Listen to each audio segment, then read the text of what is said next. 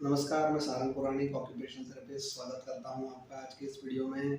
आज हम बात करने वाले हैं फाइन मोटर स्किल के बारे में कि ज़्यादातर कई बार पेरेंट्स का कंसर्न होता है कि मेरा बच्चा राइटिंग नहीं करता, ग्रिप प्रॉपर्ली नहीं पकड़ता या बटनिंग, शू लेसिंग डेली एक्टिविटीज़ जिसमें फाइन ग्रिप का इस्तेमाल होता है या ऐसी कोई भी एक्टिविटीज़ जिसमें टू फिंगर्स का यूज़ हो रहा हो तो उसे फाइन मोटर स्किल के नाम से जाना जाता है।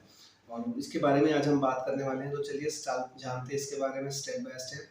तो सबसे पहले तो फाइन मोटर स्किल होता क्या है, तो कोई भी काम जिसमें आप दो फिंगर, एक थंब और एक इंडेक्स फिंगर का इस्तेमाल करते हैं किसी भी फाइन एक्टिविटी को करने के लिए, टूल को यूज़ करने के लिए, ऑब्जेक्ट को पकड़ने के लिए या किसी सामान को इधर से उधर रखने के लिए, तो उसे फाइन मोटर स्किल कहा जाता है।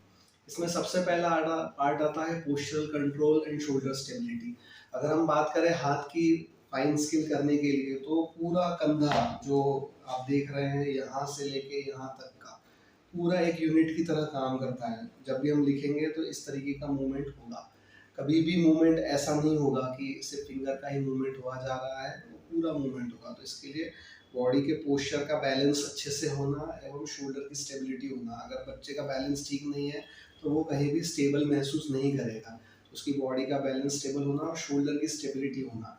सो शोल्डर की स्टेबिलिटी के लिए कई तरह के एनिमल वॉक या टमी टाइम, पुशअप्स या हाथों की कई तरह की एक्सरसाइज की जा सकती है या एक्टिविटी की जा सकती है जिससे कि शोल्डर स्टेबिलिटी को इम्प्रूव किया जाता है। इसके अलावा अगला पार्ट जो आता है वो है एल्बो में बाइसेप्स या ट्राइसेप्स के मसल्स का स्ट्रॉन्ग होना, फोर आर्म्स के मूवमेंट का स्ट्रॉन्ग होना, रिस्ट के मूवमेंट का स्ट्रॉन्ग होना। अगर स्ट्रेंथ वीक है या जॉइंट्स अनस्टेबल है तो ऐसी कंडीशन में फाइन स्किल प्रॉपरली नहीं होती है। तो इनकी स्ट्रेंथ को जांचना और इनकी ताकत बढ़ाने के लिए जो भी एक्सरसाइज करनी पड़ती हो उन एक्सरसाइजेस को यूज़ किया जा सकता है। इसके अलावा राइटिंग में एक मूवमेंट होता है रेडियल और अल्नर। अगर आप रिस्ट का मूवमेंट देखेंगे तो इस लेवल की स्टेबिलिटी को भी इम्प्रूव करना ज़रूरी है। जैसे कि अगर हैमरिंग की बात की जाए या किसी चीज़ को सरकाने का अगर मूवमेंट हो या क्लीनिंग का मूवमेंट हो, तो उसमें रेडियल और अल्नर स्टेबिलिटी का इम्प्रूवमेंट या इम्पोर्टेंस होता है। इसके बाद आता है ट्राइपॉड ग्रिप या इन वेब स्पेस का यूज़ होना। जैसे हम सिजर को यूज़ करने के लिए जिसका इस्तेमाल करते हैं, इसे हम प्री राइटिंग एक्टिविटीज़ में समझ सकते हैं। तो जो ट्राइपॉड ग्रिप आती है जिसमें हम इन तीन फिंगर्स का यूज़ करते हैं, चाहे वो इन दोनों वेब स्पेस का यूज़ हो या इसे हम सिजर यूज़ करने के लिए जो मूवमेंट करते हैं उसे हम इससे रिलेट कर सकते हैं। इसके बाद आता है बायलैटरल इंटीग्रेशन। अगर बच्चा लिखना चाह रहा है तो उसे एक हाथ ऐसे रख के दूसरे हाथ से इस तरीके से लिखना पड़ता है। तो इसके लिए बायलैटरल इंटीग्रेशन बहुत ज़रूरी है कि एक हाथ से जब वो सपोर्ट लेगा तभी वो प्रॉपरली लिख पाएगा। आप और मैं अगर बिना दोनों हाथ का इस्तेमाल किए बगैर एक ही हाथ से लिखेंगे तो वो प्रॉपरली राइटिंग करने में उसमें कहीं ना कहीं प्रॉब्लम आएगी। So posture, strength, bilateral integration, tripod grip. इसके अलावा आता है शोल्डर स्टेबिलिटी या ग्रॉस मोटर में रीच आउट। बच्चे की रीच अच्छी होना चाहिए, ग्रास्प अच्छी होना चाहिए। इसमें ग्रॉस ग्रास्प होती है, सिलेंड्रिकल ग्रास्प, हुक ग्रास्प, ठीक है, या स्पेरिकल ग्रास्प, किसी की स्पेरिकल या गोल ऑब्जेक्ट को पकड़ना। फिर इसमें fine grip, tip to tip, pulp to pulp, manipulation का मूवमेंट। ऐसे तरीके के अलग अलग पार्ट आते हैं जिनमें फाइन मोटर स्किल्स की ढेरों एक्टिविटीज दी हुई है जिनका आप यूज़ कर सकते हैं। लेकिन अगर बच्चे की शोल्डर स्टेबिलिटी ठीक नहीं है, अगर उसकी टोन ठीक नहीं है, उसके फोर आर्म मसल्स या एल्बो मसल्स जो हैं, इन जॉइंट्स के आसपास जो मसल्स है, जो फोर आर्म की जॉइंट्स हैं या रिस्ट जॉइंट्स है, एल्बो जॉइंट्स है, जब तक वो स्ट्रेंथन नहीं होंगे तब तक फाइन मोटर या राइटिंग करने में बच्चे को कहीं ना कहीं बहुत ज़्यादा प्रॉब्लम आएगी। तो इसलिए इसके बेस पे काम करना बहुत। एक पार्ट आता है जो फाइन मोटर या हैंड फंक्शन के लिए ज़रूरी है, उसे कहते हैं टच परसेप्शन।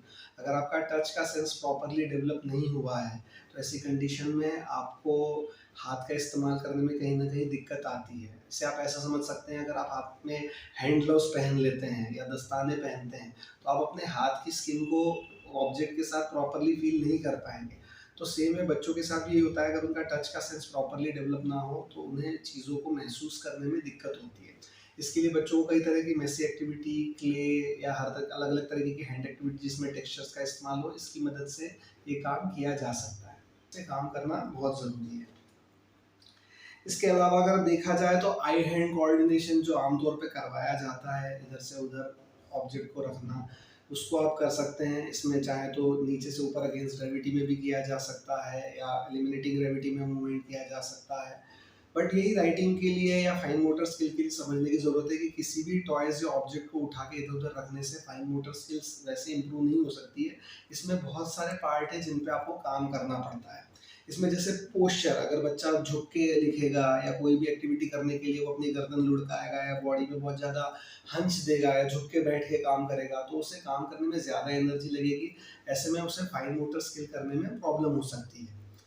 तो फाइन मोटर स्किल के लिए जैसे मैं देखता हूँ कि कई थेरेपिस्ट हैं, एजुकेटर्स हैं या टीचर्स हैं। आजकल बहुत सारे पेरेंट्स कोई टॉय देखते हैं फाइन मोटर का उठा के तो घर पे ले आते हैं और वही एक्टिविटी बार-बार करवाने लगते हैं।